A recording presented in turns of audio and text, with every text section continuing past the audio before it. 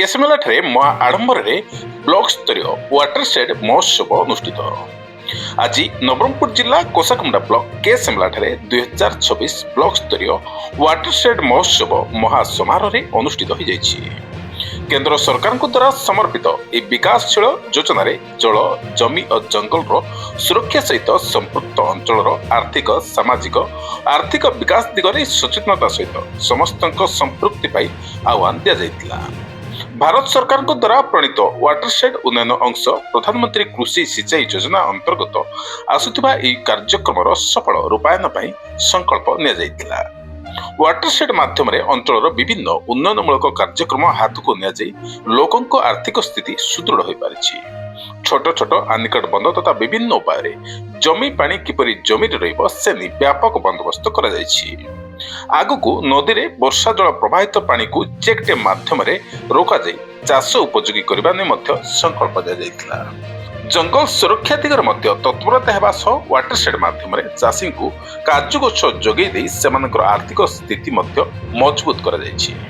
ए अवसर में मुख्य अतिथि भाव में नवरंगपुर जिलापाल डॉक्टर महेश्वर स्वाई, समाजसेवी तथा वरिष्ठ आईनजीवी कुंज बिहार दास, पीडी वाटरशेड चिंतामणि बेहरा, जिला मत्स्य अधिकारी एपीडी प्रमोद कुमार बेहरा, ब्लॉक अध्यक्षा सर्वेश्वरी माझी, ब्लॉक उपाध्यक्ष जोगेंद्र स्वाई, एमपी प्रतिनिधि सुरेश पात्र, कोसाकुमुंडा गोष्ठी उन्नयन अधिकारी आशीष त्रिपाठी, डब्ल्यूडीटी दिनेश साहू, मोहितराज नायक, प्रतीश परिड़ा, एससीआर ओ समीर कुमार प्रधान, विदुभूषण ब्रह्मा समेत संपृक्त विभागीय अधिकारी सफल चाषी माने उपस्थित रही।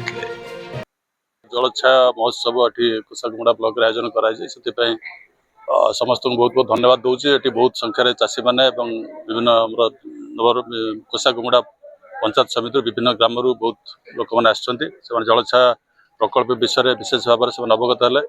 आप जानते जलछार बहुत गुरु दायित्व अच्छी जो विभिन्न जो क्लाइमेट रेजिलिएंट जो एनवायरनमेंट सृष्टि करने तेणु अधिक अधिक किपर भाव में जलछा प्रकल्प अंतर्गत विभिन्न प्रकार प्रोजेक्ट्स जोटा कि आम चेक डैम होची, फार्म पंड होची, छड़ा सॉइल कंजर्वेशन जो मेजर्स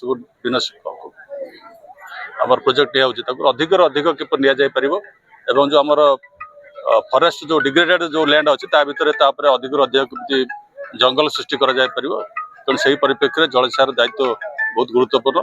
छड़ा चाषी मैंने किपर निज जमी निज सरकार जो ग्रांट अच्छी से ग्रांट माध्यम जो बीभीजी रामजी जो अच्छी स्कीम अच्छी जोटा कि आगुरी एमजीएनआरजीएस कहला ता माध्यम अधिक अधिक फार्म पंड निज जमी कर द्वारा निजे चाष करेंगे। छड़ा आम जो वाटर टेबल प्रतिदिन आप देखुए तलू तल खसिकी जाऊँगी तेणु तार वाटर टेबलटा किपर उपरको आसीपर। तेणु से परिप्रेक्षी में जो वाटरशेड प्रोजेक्ट बहुत गुरुत्व अच्छी। तेणु आज लोक भर सचेतनता सृष्टि करने वाटरशेड जो आम जलछा महोत्सव आयोजन कराई।